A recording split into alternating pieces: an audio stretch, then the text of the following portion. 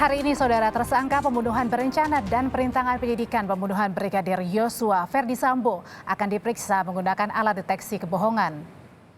Ferdi Sambo dijadwalkan menjalani tes kebohongan di Pusat Laboratorium Forensik Polri di kawasan Sentul, Bogor, Jawa Barat. Uji kebohongan Ferdi Sambo tertunda Rabu kemarin karena harus menjalani pemeriksaan Direktorat Siber Bareskrim sebagai tersangka perintangan penyidikan. Di luar Ferdi Sambo, sudah ada 4 tersangka pembunuhan Yosua, yakni Barada Richard Eliezer, Bribka Riki Rizal, Putri Chandrawati, dan Kuat Ma'ruf, serta saksi Susi telah terlebih dahulu dites kebohongan.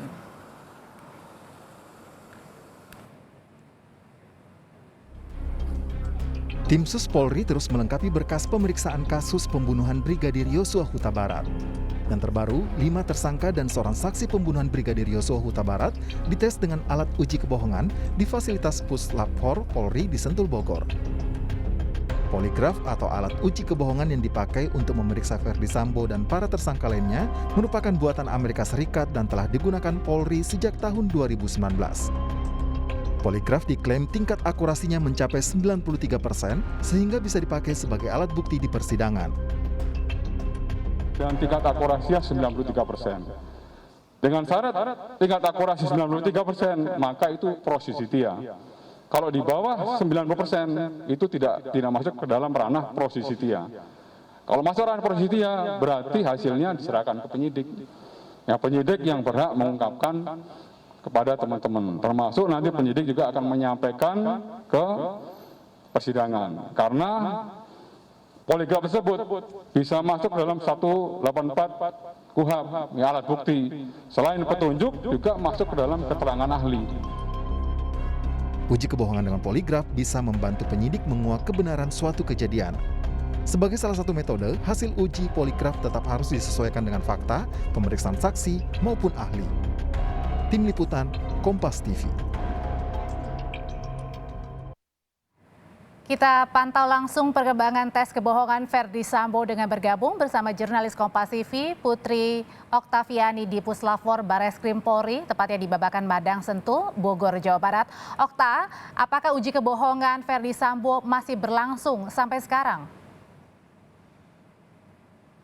Ya, selamat petang Audrey dan juga saudara. Yang pasti tadi informasi yang kami dapatkan dari Kadif Humas Polri, Irjen Dedi Prasetyo, bahwa pemeriksaan tes uji kebohongan atau menggunakan lie detector di Puslap 4 Polri terhadap Irjen Ferdi Sambo sudah dimulai sejak pukul 13 waktu Indonesia Barat. Tetapi memang kondisinya, Audrey, pemeriksaan ini dilakukan secara tertutup, jadi seluruh awak media ini hanya diperbolehkan untuk memantau dari area luar Puslap 4, sehingga seperti apa dinamikanya maupun juga apa yang didalami maupun juga pertanyaan-pertanyaan apa yang diajukan kepada Irjen Ferdi Sambo. Ini yang tentu saja akan kita pantau dan kita tunggu informasinya dari Divisi Humas Polri. Pemeriksaan terkait dengan uji kebohongan ini, Audrey, seperti yang sudah disampaikan tadi, bahwa memang menggunakan alat poligraf. Jadi ini berfungsi untuk menganalisis seperti apa respon fisiologis terhadap orang yang diperiksa. Jadi nantinya bisa diketahui atau tercatat ketika memberikan pernyataan seperti apa denyut nadinya, kemudian pernafasannya, maupun juga bagaimana catatan terkait dengan tekanan darahnya. Ini tentu yang akan bisa membantu begitu untuk bisa dicocokkan dengan keterangan-keterangan yang diberikan oleh Irjen Ferdi Sambo dalam penyidikan yang dilakukan selama ini. Pemeriksaan terkait dengan uji kebohongan ini sebelumnya juga sudah dilakukan terhadap 4 tersangka dan 1 orang saksi.